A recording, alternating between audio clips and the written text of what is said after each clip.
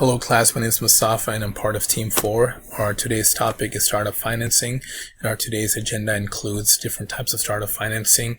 We're going to talk about different stages in financing. We're going to include some real-world examples, startups impact, and we're going to conclude our presentation with some exam questions and answers. So let's get started.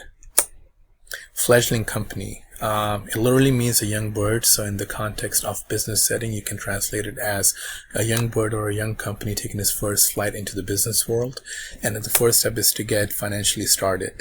There's 4 different ways a fledgling company can get started financially: is using your own money, bank loans, investors, and grants, and each one of them is associated with some pros and cons.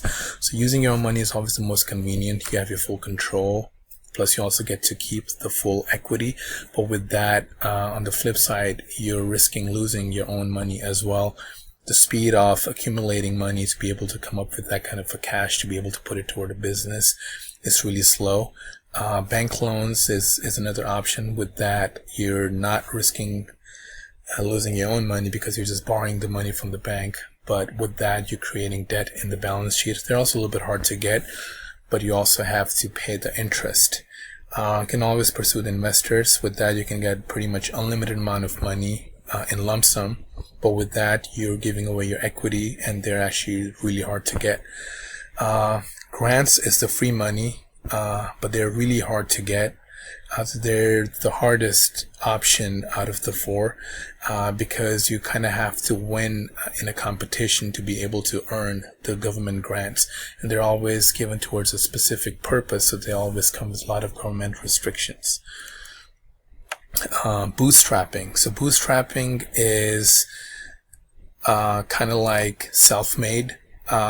So it's pretty much like you start your company from scratch, and then you're able to pay all the bills from the revenue that you generate, and then you're actually successful in doing so.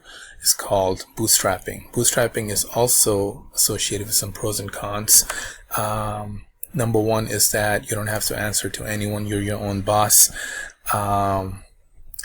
With the involvement of investors, they have their own biased reasons, so they kind of push around your focus. So with bootstrapping, you actually get to stay focused on your own agenda.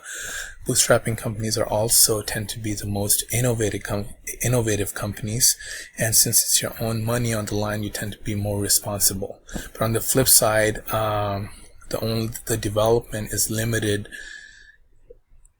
at you generating revenue even in the early stage of the business, and then with that, you're not able to develop a lot of the key components that you would desire in the beginning because of the lack of funds.